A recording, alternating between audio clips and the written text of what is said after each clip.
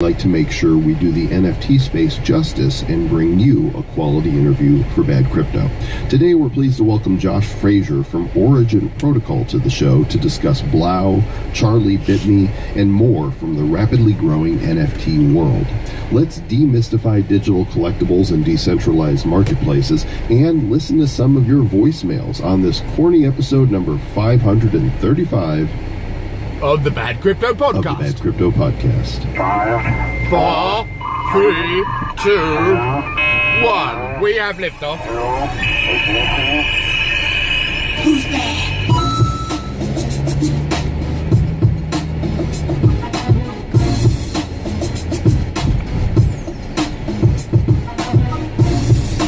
How perfect is it, Sir Lord Travis, right, that we are corny to begin with our bad dad jokes, and that corn has kind of become the national vegetable for the show. Right. So, well, that's a good start. I don't think we have an official bird yet. No, what would it be? I don't know. Probably a turkey or something. Is there a bird that happens to eat more corn than others? I don't know. Well, it's like you got to get a special flower.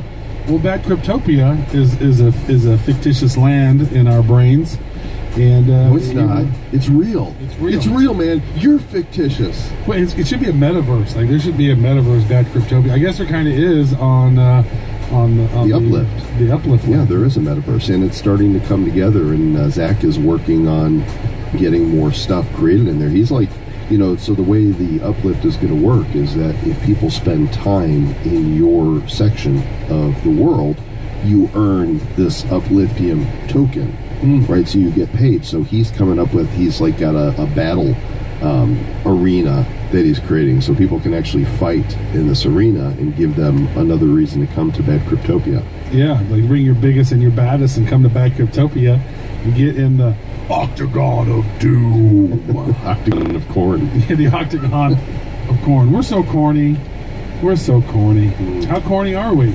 Well, we'll tell you sometime. Yeah, so corny that we've got a sponsor that isn't corny at all. Animoca Brands. These guys are blowing it up. Yatsu and his team, they do not stop. Every week I get notifications of news coming from their media team, and they do not stop and keep dropping the news. So can't stop, won't stop. No, whether it's F1 Delta Time or Gaming or Quid. Or the badass Rev token. The Rev token, which is blowing up right now from the F1 Delta Time game.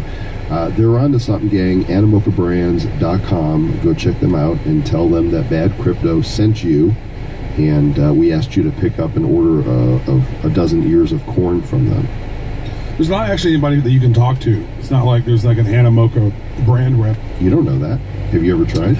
Yeah, I'd like to tell you. How'd you come here? Well, Bad Crypto sent us. And just try out their amazing things. They do all kinds of, the Sandbox, Quid. Come on, they're all over the place.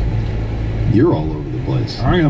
We're actually in my place today. Yeah, we're broadcasting to you from the Trav Villa, and we've got a great interview with Josh Frazier from Origin Protocol. So with no further ado, let's go to that. Bringing NFTs to the masses, that's what we are all about, and we're not alone in this space, as many other companies are working to do the very same thing. One of them is Origin Protocol, blockchain platform helping to decentralize marketplaces, and guess what? Bring NFTs to the masses. We have with us Josh Frazier, the co-founder of Origin Protocol. He's OP. Yeah, you know me. These guys are responsible for the record-breaking NFT sale of Charlie Bit My Finger, sold for over $760,000. They've also worked with Blau and a number of others. Josh, welcome to Bad Crypto. Thanks for having me on. It's great to be with you, Joel, and Travis as well. Yeah, Travis too. It's better to be with me, but it's okay to be with Travis. That's fine. It's fine. Yeah, it's an okay thing. So let's do a little history here before we jump into what Origin is doing now. What brought you down the crypto and then the? We originally started out with this grand vision of building a marketplace for anything. Think Airbnb or Uber, but on the blockchain.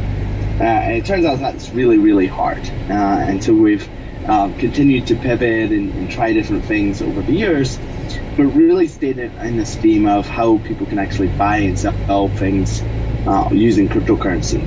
And at the end of last year, we made a concerted effort to focus on, let's build up things that are actually native to crypto, and focus. We've built this enormous community around Origin. We have all these people who love Origin and are in crypto. Let's focus on things that they're into. And so we started with two experiments. One was our own stable coin called Origin Dollar, which we can talk about later. So yield generating stable coin earns a yield while it's sitting in your wallet. And then the second thing we started experimenting with was NFTs. And so we built out an NFT auction site for one of our longtime friends, Justin Blau. And said, let's just run an experiment and see, if we have more success if we focus on selling NFTs than some of these storefronts that we've been running. And it broke everyone's expectations. We ended up selling $11.7 million worth of NFTs on our first sale. And then that got the attention of the entire music industry. All these people say, Justin Blau, I have 10, 100 times more followers or listens on Spotify than him. Maybe I should get into NFTs too. And so since then, we've been scaling out. We've done a long list of NFT sales now with people like Jake Paul and other musical artists like Lupe Fiasco, One Republic, Ryan Tedder from One Republic, and the Charlie Bit Me NFT sale, which you mentioned as well. So it's been a long and winding journey to get to where we are today. That's awesome. I was actually one of about the last couple of hours, I think, when people started to bid, and then when that last bid happened, then all those people like pop, pop, pop, pop, pop, pop, pop, pop, and I got pushed down to like the 30s or something. And then those final bids were in the millions. It was just insane. Like you had to have been watching that thing with just complete awe of how the people were jumping in, wanted to be part of Justin's deal. And I was having conversations with Justin as well, because I connected with him on a Clubhouse, and I was like, hey, I bid it, and I said my name was Bad Crypto. So I was like, well, we got some some good publicity there for a while till the last few people came in, and I think Whale Shark was one of the guys who was if not the final bidder, he was like in the top two. Right? He came in second place. Yeah. So that whole thing was an experience. You guys have learned a lot from that, and it was like what a 48-hour deal or something, or 48-hour auction, yeah. And then so whenever the last bid happens, you had to wait 10 minutes or so, like the auction got extended every 10 minutes or something. Yeah, it was. It did a 3-minute extension. So it made it so. What was really novel about this auction we've done is that we used this leaderboard format. Where in a typical auction you have one winner and everyone else goes home empty-handed, even if they're willing to have paid something. And so the kind of a novel idea with what we did with Blau is, let's have a leaderboard where you have multiple winners. In Blau's auction, he had 33 different winners in his auction, and everyone gets NFTs. But there's different tiers: gold tier, silver tier, and you get an NFT, and you get an NFT, you get an NFT. Yeah, I think he had mentioned that Blau had seen that leaderboard thing in like Macau in a casino or something. And yeah, he said that's how I wanted to kind of do my auction, because I guess it was like whoever paid the most for a bottle of champagne or something, and then all these people were competing against one another. And he said that would be fun to do in an auction scenario, right? Exactly right. And so what we saw was, the winner paid, $3.6 million, but notably the second place winner also paid $3.5 million, and on down the line. So obviously very profitable for Blau, that format. But I think it was really also, we were able to create a whole experience around it. It was fun and engaging for everyone who participated. In Whale Shark place, paid $3.5 million, and immediately jumped on Twitter and was like, that was the most fun experience I've had, like that, and glad everyone had a really good time. Those memes, and Charlie Bit Me's kind of helped. What was your mindset before you guys sold that, and were you surprised, shocked, stunned, otherwise blown away when it went for more than $750,000? Yeah, it was interesting. So the family saw what we did with Wow. They reached out and they said, hey, we have this video, don't know if you've heard of it before. And we're like, are you kidding? Like, everyone on the internet has seen this video. Like, this is one of the most watched videos of all time, 880 million views. And we said, like, let's make an NFT out of it. And as we started talking to them, one of the ideas that came up was like, what if we actually deleted the video from YouTube and let the winner of the auction be the only holder of this video? And we're like, wow, that certainly gets people's attention, because no one, videos are deleted from YouTube every day, but no one's ever had the audacity to delete a video with 880 million views before. And so that's what they did. And so, that helped us, that story helped really get the attention of media all around the world. This was covered by pretty much every major news organization around the world, like from the BBC to the New York Times, the LA Times, to CNN, to CNBC. Like, this was to your local radio station. Like, this story went absolutely everywhere. And so we were so blown away by how much attention this story got. Everyone was talking about it. My non-tech friends who know nothing about crypto were talking about it. And so we came into it with pretty excited to see what would happen. Of course, the timing of the auction couldn't have been worse. It landed on like one of the bloodiest days in the market. And so despite that, it was still a super exciting outcome. 3F Music has been a big collector of meme NFTs. He bought like Disaster Girl and some of these other memes that have sold as NFTs. So not too surprised he ended up being the winner, and we were super excited by how it all went as well. That's great. So if you look at your website, it says NFTs plus DeFi, and you're bringing them to the masses. And if I look at your product page, I see a really cool infographic here with the application layer, the developer tools, the origin tokens, and then the open source protocols. So maybe for the folks who are listening who really care about NFTs, explain the whole protocol and what does it do? Because it seems like now NFTs is a thing that you do. By the way, but you also do some of this other stuff. Yeah. So there's really a couple different things to understand. So first, we've talked about the NFTs. The second product we have is Origin Dollar, which is our own stable coin, which we launched. And if you look at interest rates across the board, they've just plummeted, right? In traditional finance, your Bank of America account gives you nothing. You're lucky if you can find something that gives you a fraction of a percent of interest or yield. But if you look at DeFi, the yields are crazy. You can get, easily get 20% APY or more in DeFi.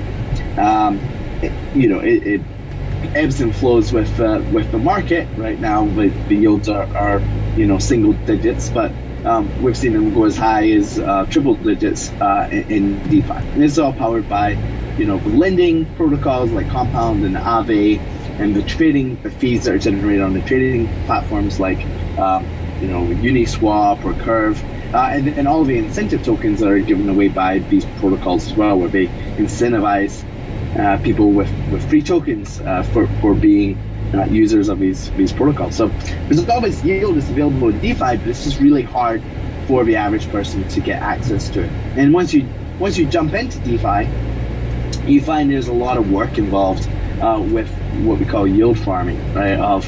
You have to stake your tokens, then you have to claim your rewards, and you have to take those rewards to an exchange. You have to sell them, then you have to take your stable coins back, reinvest them back into the yield farm again, and you have to keep repeating this process to get the compound interest and those gains.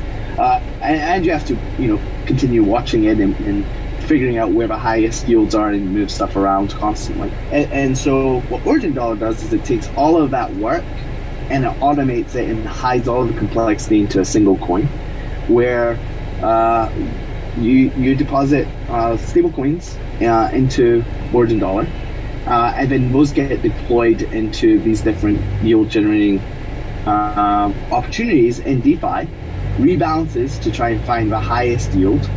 And then when there's rewards tokens, it automatically liquidates them, reinvests them back in the protocol, so you get back compound interest. And then the extra yield just shows up in your wallet automatically as extra units of Origin Dollar.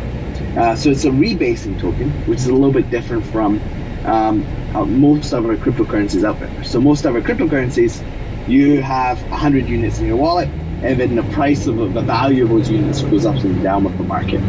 With Origin Dollar, they're always worth one Origin Dollar is always worth $1. It can always be redeemed for $1 of underlying assets, but it grows in your wallet. So you'll have 100 units in your wallet today and 101 units in your wallet tomorrow. And so as it generates yield in the market, your balance will only continue to grow. And one of the things that's cool about this is that I can send you $100, and the minute it hits your wallet, it starts to grow in your wallet. I have a question around this real quick. Let me add on to this. So I'm looking at the Origin Dollar. That's the OUSD. I'm looking at it on CoinGecko. And right now there's 19,299,029 of them. And it says there's a max supply of that. So how does that work? If more money gets poured into that, the market cap are there going to be more of those that can be generated, and that max supply is arbitrary? Yeah, it's backed by other stablecoins. So that's just telling you how many Origin Dollars are in circulation today, around 20 million, like you said. But there's no cap on that. That could be you can anyone in the world can mint more Origin Dollars. You mint it by depositing USDT, USDC, or DAI, and then you can also redeem it. So it's always redeemable. You can always sell your Origin Dollar for those underlying assets as well. Most excellent. So let's dig into the future of NFTs a little bit. We have definitely looked towards the future, and we see a day where the marketplaces are all cross-chain. You can buy something on Ethereum and sell it on Wax. I'm assuming you see that coming as well, and if so, how soon into the future will we be saying, remember when you used to have to go buy NFTs on one marketplace chain, but you couldn't use them over here? Yeah, I think interoperability is going to take a while to figure out. But we're getting sort of early look at some of the use cases that are coming. Because we're getting, we're in discussions with a lot of the big brands that are thinking about how to do this. And I can tell you pretty much everyone in the world is thinking about NFTs right now. Like every major company is thinking about what's their NFT angle. Pick any sort of big brand or tech platform they use, and you can start imagining how they're going to fit some sort of digital goods or assets into that. Interoperability is going to take a while to figure out, where some people are thinking, hey, is it going to be on, is it going to happen on Ethereum? Is it going to happen on an alternate chain? We see Binance entering the space with their own marketplace for NFTs. We see Wax, like you said, NBA Top Shop guys are obviously building on Flow. So there's a lot of different people building in the space. What we're seeing is from the high-end drops, right, the things like the Blau drop or Charlie Bit Me, collectors are still putting a premium on Ethereum NFTs. And so for those really high-profile, really notable type drops, I think we're going to continue to see Ethereum be the leader for the time being. But you don't have to have the same security. Not everything needs the same security guarantees or same decentralization as Ethereum offers. And so I think we're going to see proliferation of our options that help get that price point down